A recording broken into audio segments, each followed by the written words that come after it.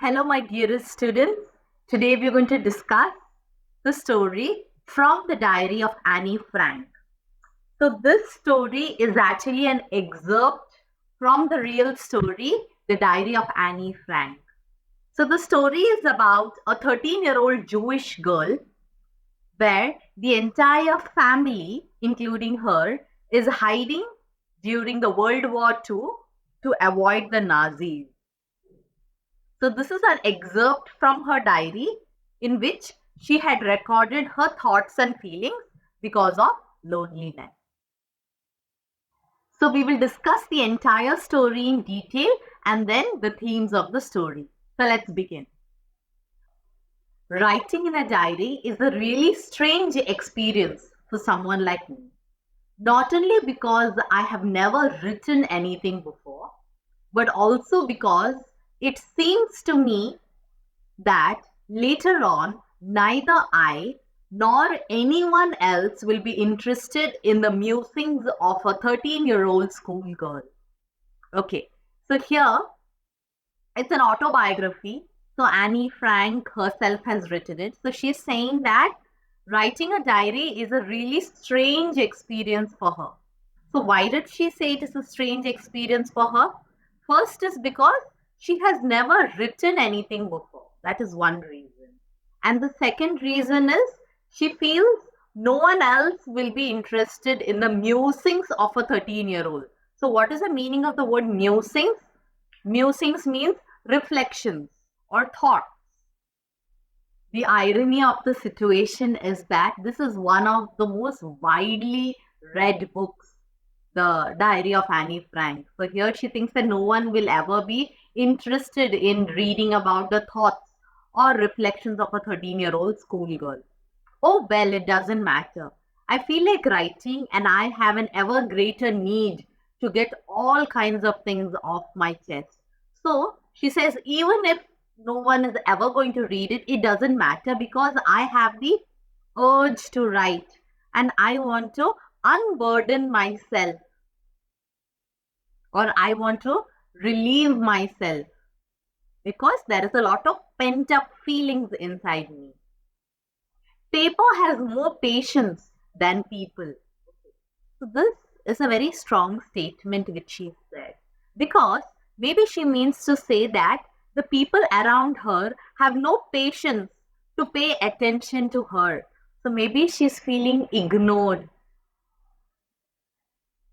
or she's feeling isolated, and that is why she feels the need to write down whatever she feels on a sheet of paper because she feels a paper has more patience.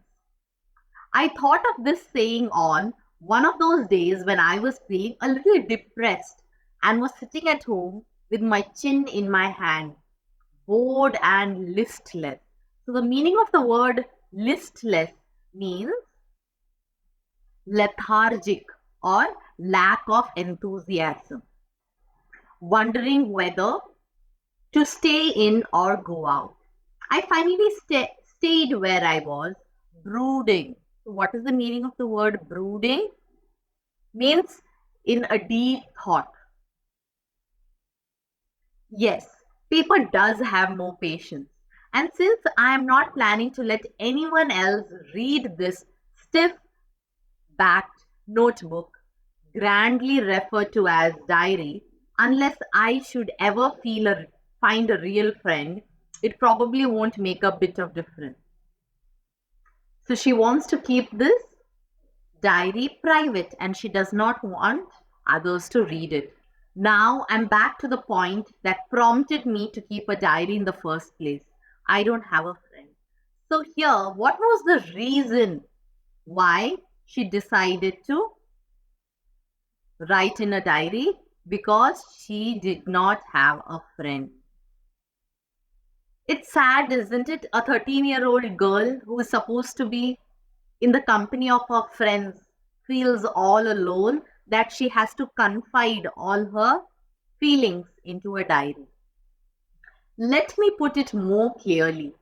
Since no one will believe that a 13-year-old girl is completely alone in the world, and I am not. I have loving parents, and a 16-year-old sister. And there are about 30 people I can call friends. I have a family, loving aunt, and a good home. No, on the surface, I seem to have everything except my one true friend. So she's saying, on the outer surface, when you see, I seem to have everything. I have a loving family, I have a good home, I have my parents, I have a sister.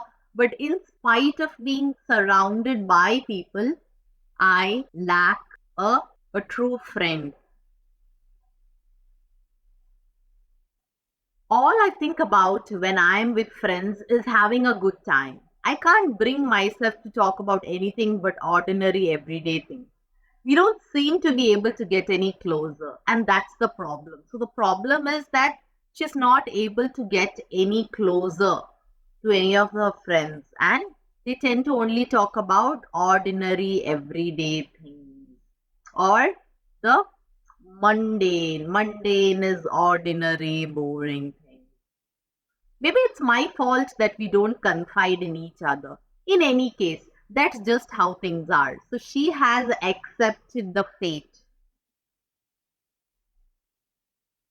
that she is not going to get close to anyone. And unfortunately, they are not liable to change. So she has accepted her fate that things are not going to change. And this is why she has started to write the diary. Because she wants to confide all her feelings and emotions in the diary because of a lack of a true friend.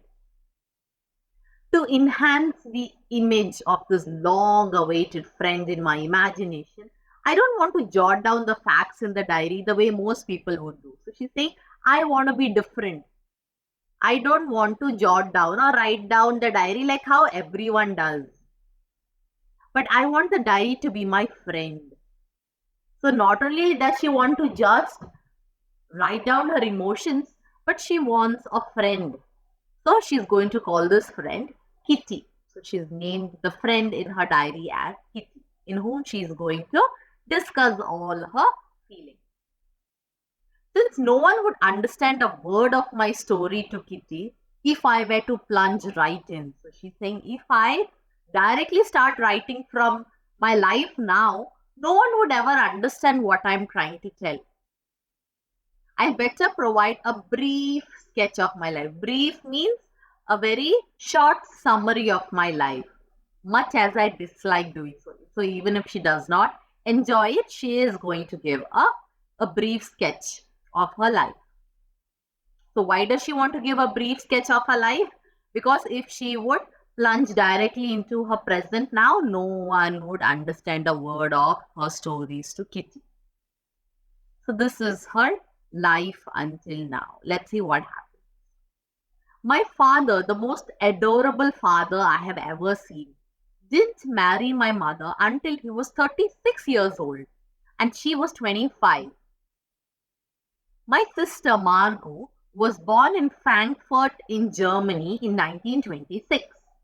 I was born on 12th June 1929. I lived in Frankfurt until I was 4 years old. My father emigrated to Holland in 1933. My mother, Edith Hollander Frank, went with him to Holland in September. So the parents, they emigrated to Holland, leaving the kids behind.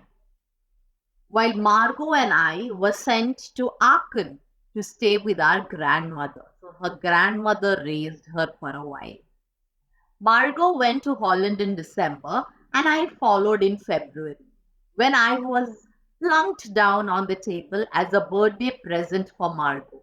So plunked down means put something down abruptly or with force.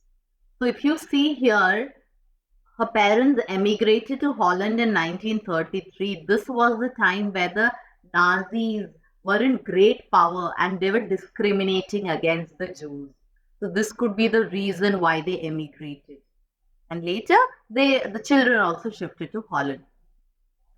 I started right away at the Montessori nursery school. I stayed there until I was 6. So she was there until she turned 6. At which time I started in the first form. So she started in the first grade. In the sixth form, my teacher was Mrs. Couperis, the headmistress. At the end of the year, we were both in tears as we said a heartbreaking farewell. So she had to leave the school, and it was a heartbreaking farewell, not only for her, but also for her headmistress. In the summer of 1941, Grandma fell ill and had to have an operation. So my birthday passed with little celebration. So because her grandma was ill, there wasn't any celebration for her birthday. Grandma died in January 1942. No one knows how often I think of her and I still love her. So she still thinks about her grandmother and she still loves her. This birthday celebration in 1942 was intended to make up for the other.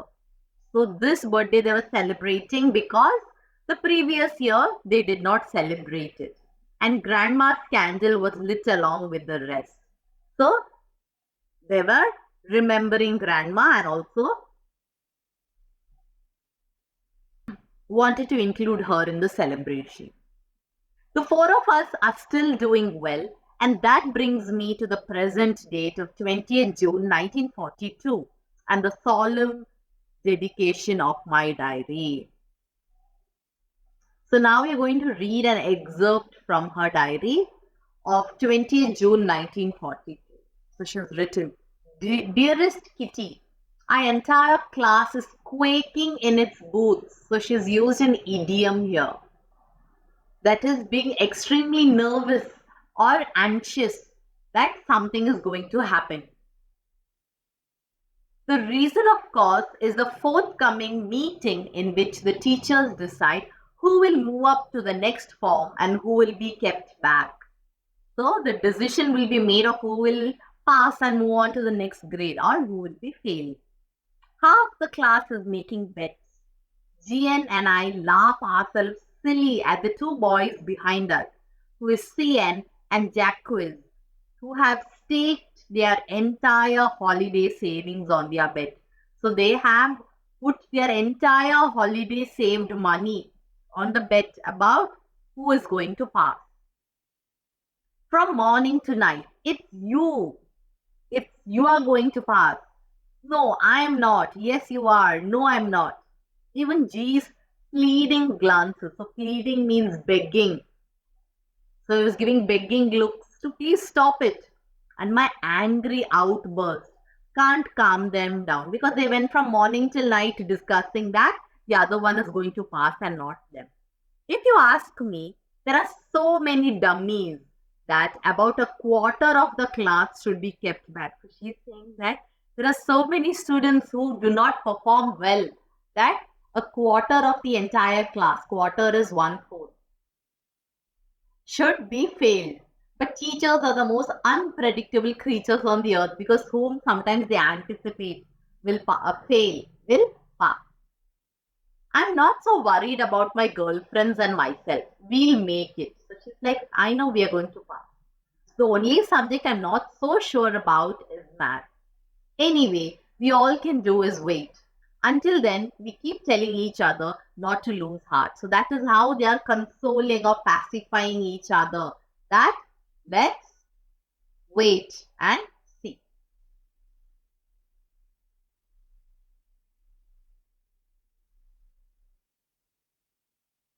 I get along pretty well with all my teachers.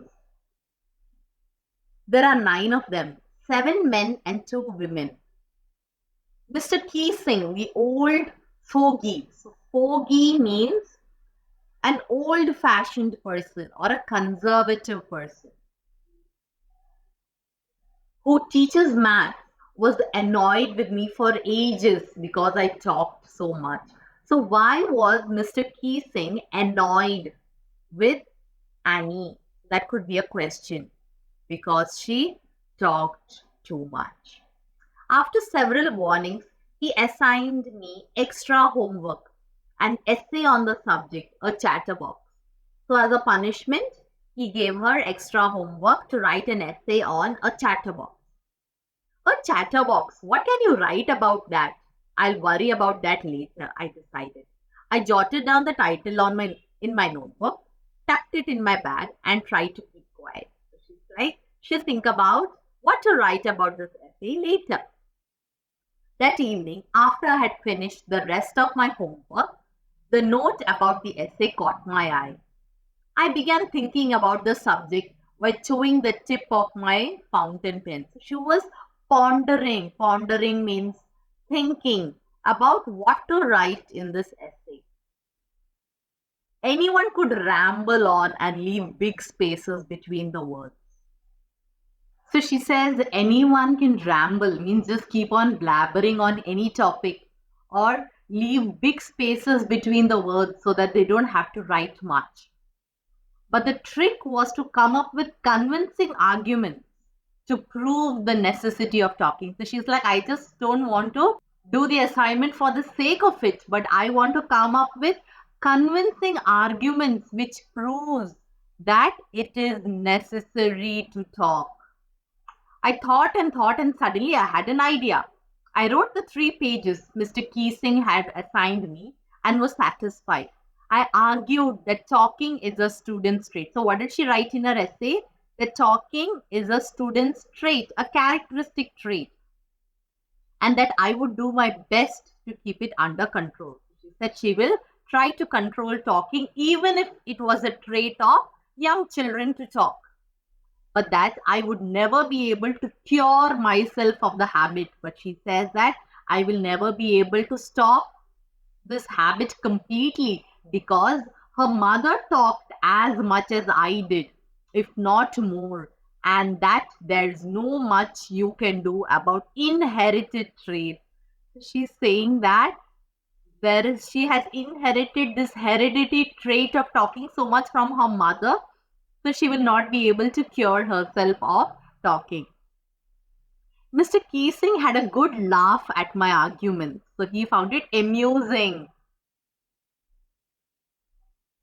But when I proceeded to talk my way through the next lesson, he assigned me a second essay.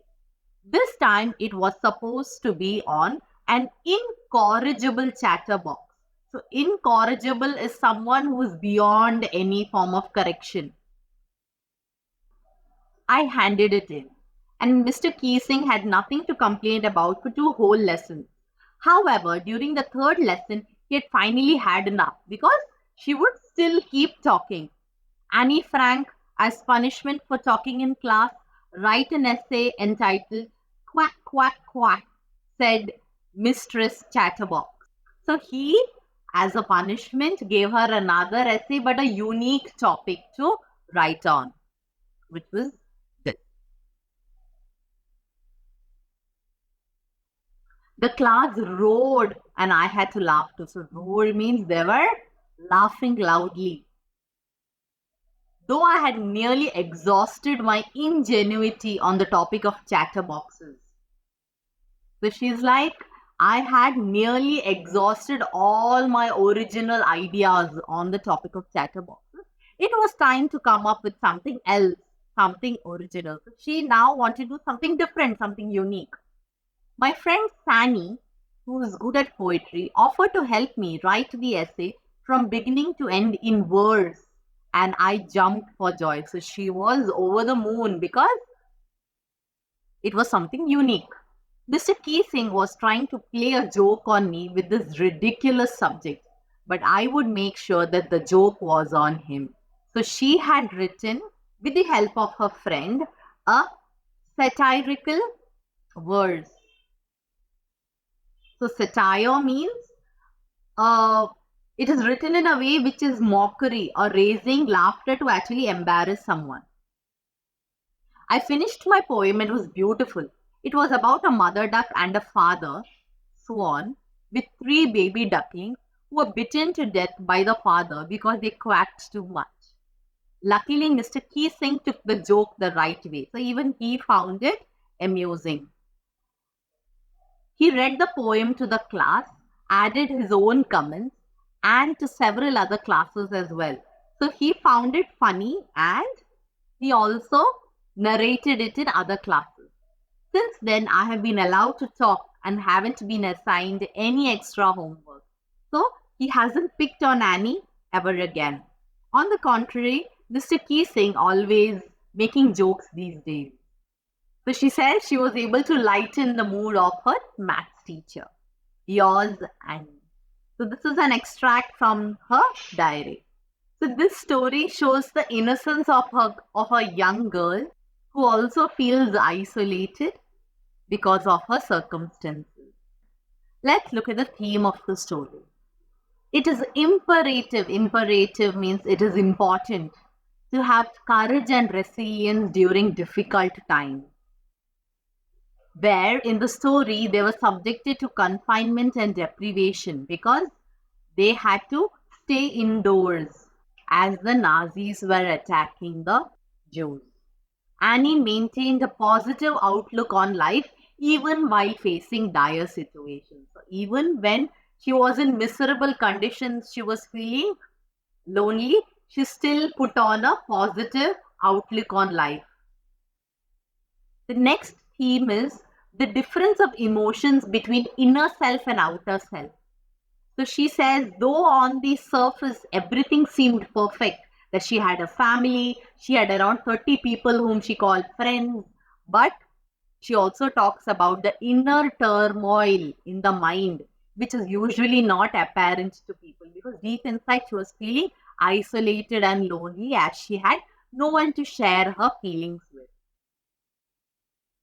The third theme of the story is wars can cause isolation and total disruption of lives, which can even lead to feeling of disconnection with their own family members. Because even if her family members were with her, she felt disconnected with them. So wars can have such an impact on people's lives. And the last theme is unjust treatments exist in this world where discrimination against certain sections of the society is done. So everyone should have the freedom in the society to live freely. Thank you so much for watching this video and I hope you enjoyed listening to the story. And remember, as you sow, so shall you reap. So only if you work hard will you get the fruits of your hard work. God bless and study well.